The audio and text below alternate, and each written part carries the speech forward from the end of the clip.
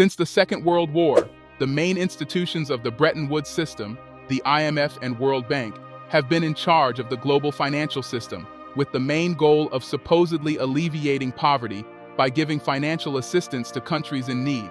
However, in recent times, these institutions are rapidly losing their economic weight, and the reason for this is that key actors in the developing world are currently coming to the fore, calling into question the outdated rules of the game, including the hegemony of the West. But instead of just destroying the legacy of the last century, these key actors are offering an alternative economic system where each player can influence important decisions at the international level. This alternative is none other than the BRICS and the BRICS Bank. How did the BRICS Bank come about, and how is it different from the World Bank and IMF? Let's find out in this video. The idea of building an alternative financial system was because countries were fed up with the hegemony of the West in the global financial system, and it was becoming apparent that the system favored rich Western countries to the detriment of countries in the global South.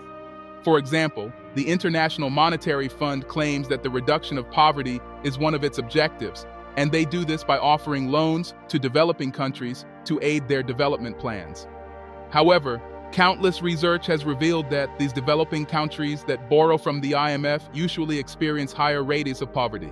In one particular research, it was observed that from 1986 to 2016, IMF loan arrangements containing structural reforms that were supposed to help reduce poverty in about 81 countries, mostly from Africa, contributed to more people getting trapped in the poverty cycle, as the reforms involve deep and comprehensive changes that tend to raise unemployment, lower government revenue, increase costs of basic services, and restructure tax collection, pensions, and social security programs.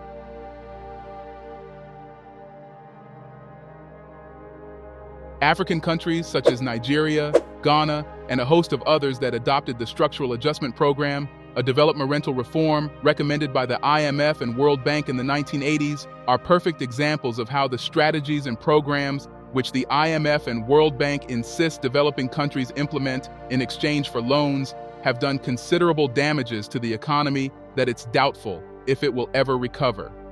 Research has shown that the implementation of the Structural Adjustment Program have led to lower government revenue, high rate of inflation, increasing cycle of poverty, and endless debt trap. This is one of the major reasons countries from the global South have been calling for a better alternative. Now, another reason for the call for an alternative is the attempts by the West to transfer dominance in the political sphere to the economy. Over the years, the Bretton Woods International Monetary Fund and the World Bank began to put forward political demands when providing loans to the countries of the global South.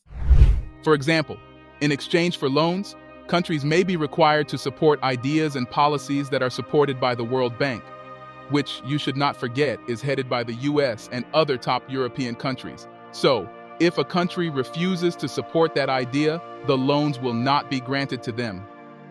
It's a known fact that the US have used its position as the most powerful voice in the World Bank and IMF to enforce its ideologies and principles in developing countries. Take Uganda, for instance. In 2023, the president decided to enforce an anti-gay law because LGBTQ is not supported in the country, and it's the country's right to do so as a sovereign state. However, just because the World Bank under the leadership of the US supports the LGBTQ community, it suspended developmental loans to Uganda until the anti-gay law is removed. But is that fair? Why do countries have to pander to the will of the West just because they need financial assistance? The system is certainly not fair to countries of the global South, hence the need for an alternative. This is why BRICS was formed and established a different concept for building the future of financial stability, the New Development Bank, NDB. The insignificant voting shares among the representatives of the developing world in international economic organizations brushed aside the hopes of the BRICS member states to build a world financial architecture within Bretton Woods institutions, independently of the political landscape and economic potential of the country. However, the New Development Bank demonstrates an alternative approach to the distribution of voting shares of developing countries. The BRICS strategy assumes partnership on the basis of equality, regardless of the country's economic potential. Unlike the NDB, traditional international development banks do not have the necessary capabilities to meet the rapidly growing demand for investment in infrastructure projects, primarily from developing countries. This is not surprising given that the vast majority of international development banks were created in an era when the developed countries of Europe dominated alongside the United States and Japan. On the contrary, the new development bank has confirmed its effectiveness in the face of global challenges. The bank's operational activities to combat the coronavirus pandemic ensured a relatively soft landing for the economies of the 5 countries, even in the most acute phase of the COVID crisis. The bank allocated more than $9 billion to finance government programs to restore the economy, significantly mitigating the effects of the crisis and facilitating adaptation to the new post-pandemic realities. The provision of anti-crisis loans by the bank and the calculation of the risks associated with the pandemic piqued the interest of nations that are not members of the BRICS. In particular, Bangladesh, Egypt, Uruguay, and the United Arab Emirates became members of the bank. This expansion confirms the commitment of the NDB's strategy as a leading development vehicle for emerging economies.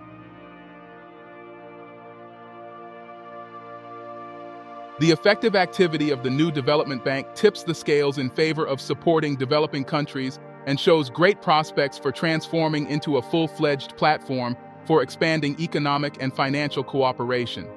To this end, in May 2022, the Board of Governors of the bank adopted a rather ambitious development strategy for the 2022-2026 period. The priorities outlined by the strategy can be reduced to 5 main categories of the bank's activity. Number 1, the development of settlements in national currencies. The local currency funding initiative is primarily aimed at reducing reliance on the US dollar and other international settlement currencies. The coordination of efforts in this area will contribute to raising the international status of the national currencies of the NDB member states, preclude currency risks, and greatly facilitate mutual trade between the BRICS countries. Currently, countries such as China, Russia, and India have begun to settle trade in local currencies, and as time goes on, more countries will also get on this trend. Number 2, new development bank membership expansion.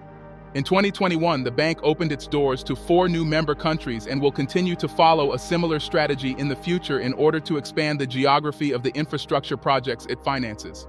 In this regard, the eyes of the bank's member countries are especially focused on Southeast Asia, particularly Indonesia and Thailand. The expansion of cooperation with them will make the association more representative. Number 3, the NDB beyond economic and financial cooperation. Over the years, the NDB has begun to gain geopolitical weight, displacing the traditional concept of the superiority of developed economies on the world stage, and as its capacity grows, the need to expand the scope of its activities is increasingly felt. From economics, the bank's member countries are shifting their focus to discussing a broader agenda. A striking example of the revision of priorities in the direction of responding to global challenges is the bank's desire to finance projects in the field of food and energy security, climate change, and healthcare. The latter has firmly entered the agenda. Voices supporting the creation of a BRICS medical association are growing louder and louder. The high level of dynamism with which the association is developing clearly demonstrates its potential to consolidate the efforts of the member countries. Expanding the scope of the bank's activities will benefit everyone. Number 4, raising the profile of sustainable development and green projects. Against the backdrop of the increasing importance of the environmental agenda in international realities, the green initiatives of the new development bank are becoming clearer. Funding for green projects is rapidly gaining momentum. In 2016, the NDB placed its first issue of green bonds on the Chinese interbank market. The amount totaled 3 billion yuan. The income from the issue was allocated to support the environmental initiatives of the member countries of the association. Thanks to such initiatives, the movement towards the implementation of the Sustainable Development Goals has been effectively continued. Number 5. Building partnerships with the private sector. Attempts to coordinate the activity of the business structures of the association were made back in 2019, during the year of the presidency of Brazil, whose president proclaimed the deepening of business partnership for global development. 3 years later, in 2022, such initiatives have received approval from the participating countries. Currently, the NDB has all the necessary conditions for intensifying such cooperation, so an increase in the role of the private sector may take place in the near future. So you can see that the new development bank is only at the beginning of its journey to create meaningful alternatives to the Bretton Woods institutions. According to analysts, by 2026, the new development bank will expand its total package of approved loans to $60 billion. Such ambitious forecasts among experts indicate that the bank is on the right track. The purpose of this path is the global mission of the NDB, to increase the confidence of the developed world in developing countries in the global economy, and a clear demonstration that emerging markets are becoming a real force to be reckoned with. What are your thoughts? Let us know in the comment section below. Don't forget to like, subscribe, and share this video.